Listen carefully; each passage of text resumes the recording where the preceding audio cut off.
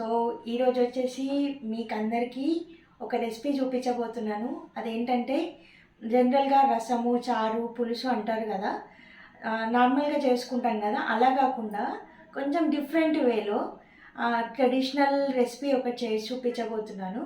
అదేంటంటే బిళ్ళల పులుసు. ఆ బిళ్ళల పులుసు ఎలా చేయాలి ఏంటనేది ఇప్పుడు కంప్లీట్ వీడియో మీరు వాచ్ చేసి లైక్ చేయండి. ఓకే. బిళ్ళల చారుకి కావాల్సింది ముందుగా ఒక బౌల్ తీసుకొని దాంట్లోకి కొంచెం శనగపిండి వేసుకోవాలి. టేస్ట్కి తగినంత కొంచెం సాల్ట్ యాడ్ చేసుకోవాలి. పించ్ ఆఫ్ హల్దీ అండ్ చిటికెడంతా వాము. ఈ వాముని మనము ఇలా చేత్తో థమ్ ఫింగర్తో ఇలా నలిసి వేస్తే కనుక మంచి ఫ్లేవర్ వస్తుంది. అండ్ అలాగే కొంచెం జింజర్ గార్లిక్ పేస్ట్, అలాగే కొంచెం మీ టేస్ట్కి తగ్గట్టుగా మిర్చి పౌడర్, అలాగే సన్నగా చాప్ చేసుకున్న ఆనియన్స్ కూడా వేస్తున్నాను. వీటన్నింటినీ కొంచెం కొంచెం వాటర్ వేసుకుంటూ లమ్స్ లేకుండా మిక్స్ చేసుకోవాలి.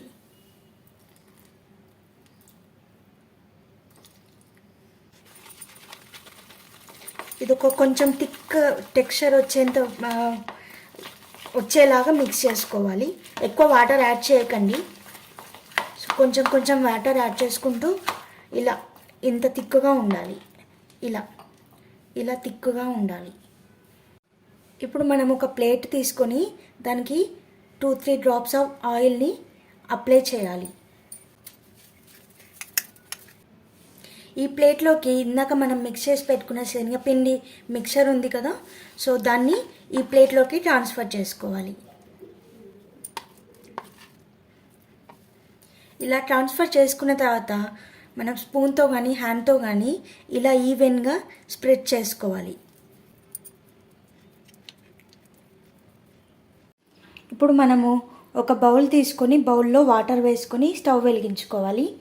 దానిపైన మనము ఇలా జల్లెడ పెట్టేసి దాంట్లో మనం ఏదైతే మిక్స్ చేసి ప్లేట్లో స్ప్రెడ్ చేసి పెట్టుకున్నామో శనగపిండి మిక్సరు, దాన్ని ఇలా పెట్టేసి ఆవిరికి పెట్టుకోవాలి. ఆవిరికి ఉడికించాలి. ఇలా మూత పెట్టేసి ఒక 10-15 మినిట్స్ తర్వాత ఉడికిందో లేదో చూద్దాం. నేను స్పోర్క్తో చెక్ చేస్తున్నాను. సో స్టిక్కీగా ఏం లేదు, దీనికి ఏం అంటలేదు. సో ఉడికింది. మనం స్టవ్ ఆఫ్ చేసుకుందాం. ఇప్పుడు మనము దీన్ని పీసెస్ లాగా కట్ చేసుకోవాలి.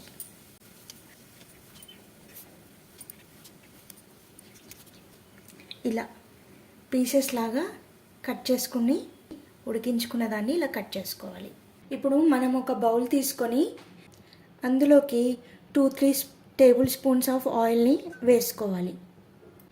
ఆయిల్ హీట్ అయ్యాక దీంట్లో ఆవాలు, జీలకర్ర, ఇందులోకి పొడవుగా కట్ చేసి పెట్టుకున్న ఆనియన్స్ని వేసుకోవాలి.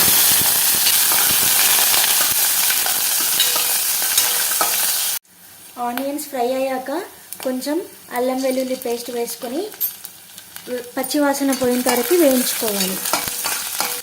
ఇందులోకి సన్నగా ఇలా కట్ చేసి పెట్టుకున్న 3 పచ్చిమిరపకాయలని వేసుకోవాలి. పచ్చిమిర్చి ఫ్రై అయిన తర్వాత దీంట్లోకి కొంచెం పసుపు వేసుకోవాలి. ఇందులోకి ముందుగా ఒక హాఫ్ అన్ అవర్ ముందు నానబెట్టుకున్న చింతపండు పులుసుని వేస్తున్నాను.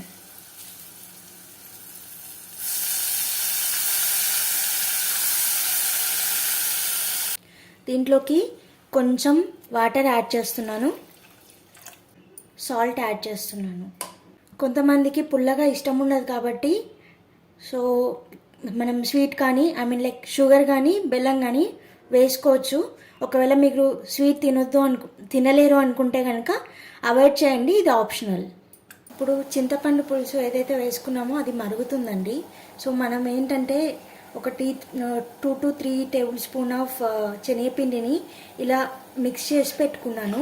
సో ఇప్పుడు దీంట్లో వేసుకొని కలుపుకోవాలి. సో దీనివల్ల ఏంటంటే కొంచెం థిక్ టెక్స్చర్ అనేది వస్తుంది అండ్ టేస్ట్ కూడా చాలా బాగుంటుంది. ఇప్పుడు మనము ముందుగా కట్ చేసి పెట్టుకున్న శనగపిండి స్లైసెస్ ఉన్నాయి కదా, సో వీటిని ఇప్పుడు దీంట్లో వేయాలి. ఇప్పుడు దీన్ని మంచిగా కలుపుకోవాలి. ఈ ముక్కలు అనేవి బిళ్ళలు ఏదైతే ఉన్నాయో అవి కొంచెం మెత్తబడే వరకు ఉడికించుకోవాలి. బిళ్ళలు తొందరగా మెత్తబడడానికి ఒక 5 minutes మూత పెట్టి మరిగించుకోవాలి.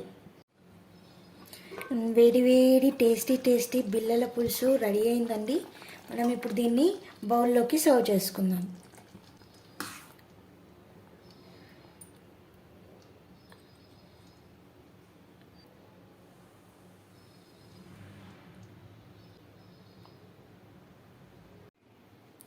వేడి వేడి బిళ్ళల పులుసు రెడీ అయిందండి. దీన్ని వేడి వేడి అన్నంలోకి కానీ అండ్ చపాతీకి కానీ టేస్ట్ చేయొచ్చు, చాలా బాగుంటుంది. అండ్ మా ఇంట్లో ఇలానే ప్రిపేర్ చేస్తారు. సో మీ ఇంట్లో ఎలా ప్రిపేర్ చేస్తారో మాకు కమెంట్ సెక్షన్లో చెప్పండి. And thanks for watching. Bye.